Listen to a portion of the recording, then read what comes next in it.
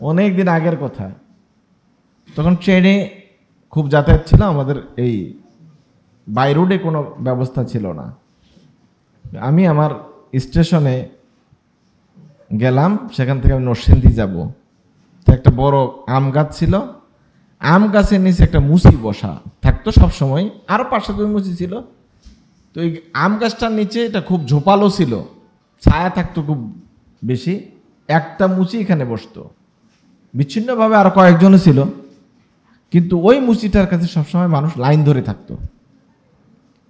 তো আমি একদিন আমার জুতা কালি করার জন্য তার কাছে দিলাম। আমি নরসিংদী যাব, গাড়ি কখন আসবে এটা তো ঠিক নাই, কিন্তু তার কাছে জুতা দেওয়ার এই কয়েক সেকেন্ড পরেই স্টেশনে ঘন্টা বাজাই দিল যে গাড়ি আসতেছে টিকিট নেওয়ার জন্য।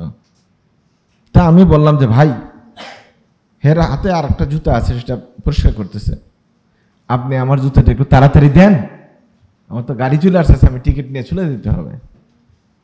সে আমার মুখের দিকে তাকায় বলল যে আপনার জুতা নিয়ে যান, আপনার জুতা আমি কালি করব না। দাখিল পরীক্ষার্থীদের জন্য দোয়া অনুষ্ঠানে আজকে উপস্থিত অত্র মাদ্রাসার সম্মানিত অধ্যক্ষ মহোদয়, সম্মানিত শিক্ষক মণ্ডলী, শিক্ষিকা মণ্ডলী, অভিভাবকবৃন্দ, প্রিয় ছাত্ররা, বিদায় অনুষ্ঠান নয়, এটি একটি দোয়ার অনুষ্ঠান। বিদায় হবে তো তখন যখন এখান থেকে শেষ শ্রেণী পাশ করে বেরিয়ে যাবে, সেটা হবে বিদায়ের অনুষ্ঠান। দোয়ার অনুষ্ঠান একটা ট্র্যাডিশন আছে, অনেক প্রতিষ্ঠানেই হয়।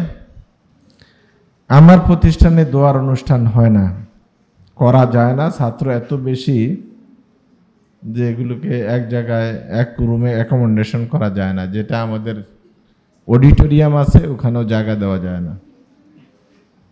আমি মনে করি দোয়ার অনুষ্ঠান একটি ভালো দিক। আল্লাহ রাসূল বলেছেন, আদ-দুআউ সিলাহুল মুমিন, মুমিনের সবচেয়ে বড় অস্ত্র হলো দোয়া। যে কোনো সংকটে, যে কোনো বিপদে, যে কোনো দুরবস্থায় দোয়াই হলো একমাত্র নাজাতের রাস্তা, পথ।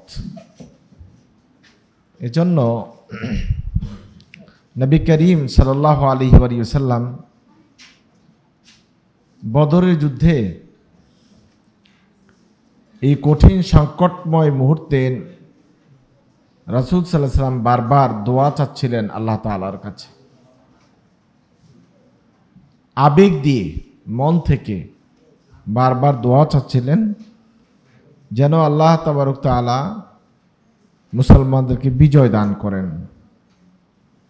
যুদ্ধে বিজয় একটা পরীক্ষা, আর ছাত্রদের জন্য ছাত্র জীবনে কেন্দ্রীয় পরীক্ষাটাই সবচেয়ে বড় যুদ্ধ। আমি এমন অনেক ছাত্রদের কথা জানি যারা খুব ভালো ছাত্র ছিল কিন্তু ভালো ফলাফল করতে পারে নাই।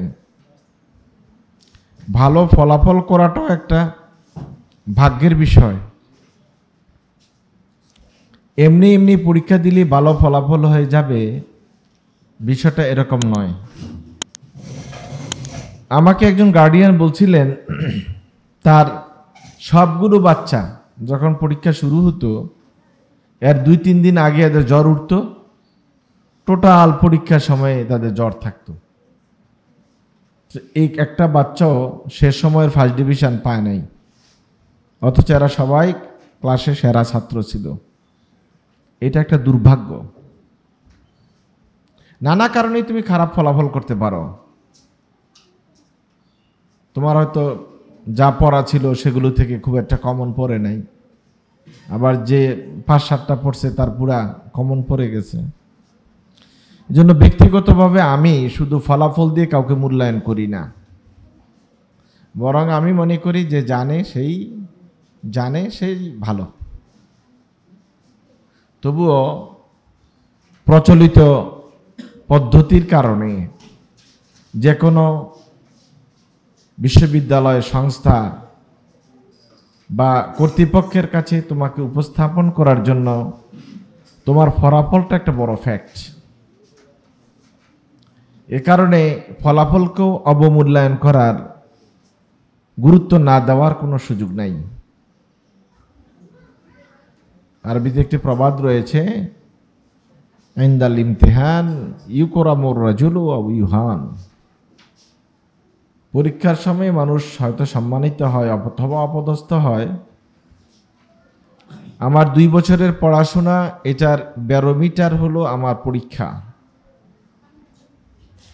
মূলত 2 বছরে যদি শুধুমাত্র তুমি তোমার নোট গাইডগুলি পড়ে থাকো, তাহলে হয়তো ভালো ফলাফল করবে, কিন্তু ভালো কাজে লাগবে না।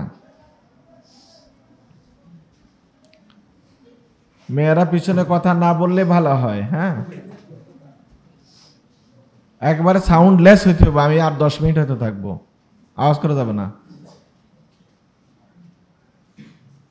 আমি যা পড়লাম এটা একটা সিলেবাস করা আছে।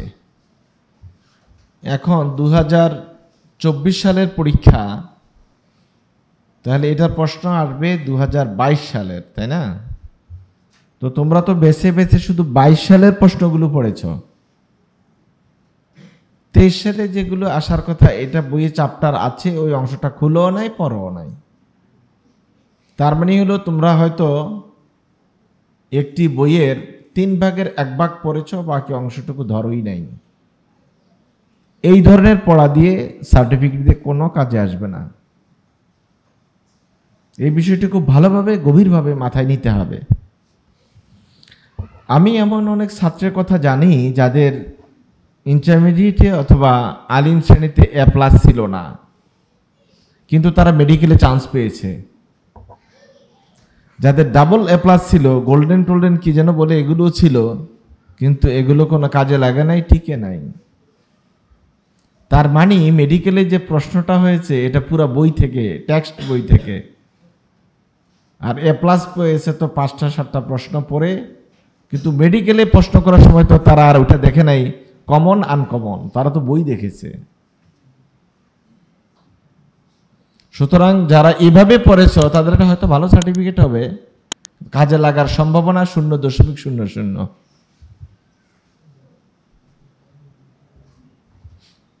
একটা কার্টুনে দেখেছিলাম অনেক আগে, একটা সাপ্তাহিক বিচিত্রা পত্রিকা ছিল, ওটা একটা কার্টুন করেছে যে শিক্ষামন্ত্রী খুব হঠাৎ অসুস্থ হয়ে গেছেন, মেডিকেলে ভর্তি, ওনাকে উটিতে শোয়ায়ে রেখে ডাক্তাররা লাপাত্তা। উনি অনেকক্ষণ শুয়ে টুয়ে থেকে, রুগী হইল তো কিছু অনুভূতি তো আছে, এখন বলতেছে কি ব্যাপার, আমার এখানে কয়েক ঘন্টা ধরে শোয়াই রাখলো, হয়তো অপারেশন করবে অথবা ছেড়ে দিবে।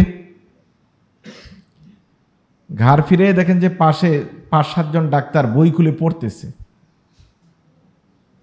পড়তেছেন মানে আমারই শোয়াই রেখে পড়া, এটা কি?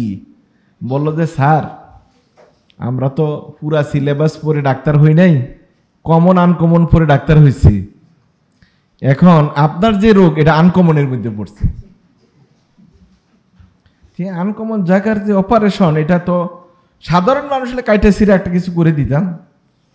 যেহেতু আপনি ক্যাবিনেট মন্ত্রী, আপনার এটা যদি এখন আমরা যেমন তেমন ভাবে সেলাই করে দিয়ে কেটে কুটে, তাহলে তো আমরা মামলা খেয়ে চাকরিও যাবে, জীবনও যাবে। এই ভয়ে একটু পড়তেছি, দয়া করে একটু অপেক্ষা করেন, পড়া শেষ হলে আমরা অপারেশনটা শুরু করব। এটা বলছেন একজন মেডিকেল স্টুডেন্টের একটা কার্টুন, যেটা দৈনিক সাপ্তাহিক বিচিত্রা পত্রিকা এসেছিল বহু বছর আগে। এই অবস্থা থেকে আমরা উত্তরিত হইতে পারি নাই, দিন দিন আরো খাদের মধ্যে পড়েছি। এখন তোমরা হয়তো মেডিকেলে পড়বে না, আলেম হবে, তোমাদের জন্য কুদুরি বইটায় সিলেবাস ছিল। এখন কুদুরি বইটার যতটুকু সিলেবাস ছিল, এতটুকু কি পুরা বইটা পড়া হয়েছে? A to Z যে কোনো মাসালা জিজ্ঞাসা করলে এখান থেকে বলা যাবে? তো মসজিদ থেকে যখন তুমি বেরোবে, অথবা কোনো মসজিদে খতিব হবে, অথবা লোকেরা জানবে তুমি কামেল পাস, আলিম পাস, লোকেরা তো জিজ্ঞেস করবে ওস্তাদ এই মাসলাটা কি, ওই মাসলাটা কি, তখন কি বলবে যে এটা আমার কমন ছিল না? এটা বলা ছাড়া তো উপায় নেই। আর না হলে মিথ্যাটা ফতুয়া দিয়ে দিতে হবে, তো রুগী মারা যাবে, ওই নামাজ বাতিল হয়ে যাবে, যাওয়ার হবে। তুমি একটা হয়তো মিথ্যা ফতুয়া দিতে হবে, না হয় বলতে হবে যে এটা আমার কমন ছিল না, দুইটার একটা। এইটার নাম জ্ঞান নয়। জ্ঞান হচ্ছে গভীরভাবে কোনো জিনিসকে জানা। সেখানে কোনো গ্যাপ থাকবে না। আমি যেটাই জানি হইতে পারে একটা ছোট কাজ, একবারে হয়তো সমাজের সবচেয়ে নিকৃষ্ট কাজটাই আমি শিখছি, কিন্তু ওই কাজে আমি 1 নম্বর, তাহলে আমার ভাতের অভাব নাই। আমি কি বুঝাইতে পারছি? তোমাদেরকে একটা ঘটনা বলি, অনেক দিন আগের কথা। তখন ট্রেনে খুব যাতায়াত ছিল, আমাদের এই বাই রোডে কোনো ব্যবস্থা ছিল না। আমি আমার স্টেশনে গেলাম, সেখান থেকে আমি নরসিংদী যাব। তো একটা বড় আম গাছ ছিল, আম গাছের নিচে একটা মুচি বসা থাকতো সব সময়, আরও 5-7 মুচি ছিল। এই গাছটাও এখন নাই, এগুলি সব কেটে ফেলছে, নতুন করে আবার লাইন তৈরি করছে। তো এই আম গাছটার নিচে এটা খুব ঝোপালো ছিল, ছায়া থাকতো খুব বেশি, একটা মুচি এখানে বসতো, বিচ্ছিন্নভাবে আরো কয়েকজনও ছিল, কিন্তু ওই মুচিটার কাছে সবসময় মানুষ লাইন ধরে থাকতো। তো আমি একদিন আমার জুতা কালি করার জন্য তার কাছে দিলাম। আমি নরসিংদী যাব, গাড়ি কখন আসবে এটা তো ঠিক নাই, কিন্তু তার কাছে জুতা দেওয়ার এই কয়েক সেকেন্ড পরেই স্টেশনে ঘন্টা বাজাই দিল যে গাড়ি আসতেছে টিকিট নেওয়ার জন্য। তা আমি বললাম যে ভাই, হের হাতে আর একটা জুতা আছে, সেটা পরিষ্কার করতেছে, আপনি আমার জুতাটা একটু তাড়াতাড়ি দেন, আমার তো গাড়ি চলে আসতেছে, আমি টিকিট নিয়ে চলে যেতে হবে। সে আমার মুখের দিকে তাকায় বলল যে আপনার জুতা নিয়ে যান, আপনার জুতা আমি কালি করব না। আমি তো অবাক, টাকা দেবো, আমার জুতা কালি করব না। সে আমাকে বলল যে তাড়াহুড়া করে আপনার জুতাগুলো এখন কালি করে দিব, 1 দিন 2 দিন পরে দেখবেন কালিটা চলে গেছে, তখন আর দ্বিতীয়বার আপনি আমার কাছে আসবেন না। এই জন্য তাড়াহুড়া করে জুতাগুলো আমি কালি করতে পারবো না, আপনি সময় দিলেই করব, আপনি অন্য একদিন আসেন, আপনার জুতা কালি করবো না। সে আমার জুতাগুলো ফেরত দিচ্ছে। আমি এখান থেকে একটা জিনিস শিখেছি, সেটা হলো কোনো কাজ এলোপাথারি করা, মনোযোগ দিয়ে না করা ও সুন্দরভাবে করার মধ্যে কোনো কল্যাণ নাই। ছোট্ট একটা পেশা যেটা জুতা পরিষ্কার করে, আমাদের দেশে তো মসজিদ চেয়ার নিচু কোনো পেশা নাই। ওই পেশার লোকটার কাছেও লোকেরা লাইন ধরেছে, কারণ তার কাজ শতভাগ স্বচ্ছ, সে ভালো করে জানে, যা জানে ভালো করে জানে, যা করে ভালো করে করে। তোমাদেরকে আমি বলি এই কথা যে তোমাদের জীবনের পথটা অনেক লম্বা পড়ে আছে সামনে। কি করবে লক্ষ্য স্থির করো, আলেম হবে, তাহলে সেজন্য যা প্রস্তুতি নেওয়া দরকার তাই নিতে হবে।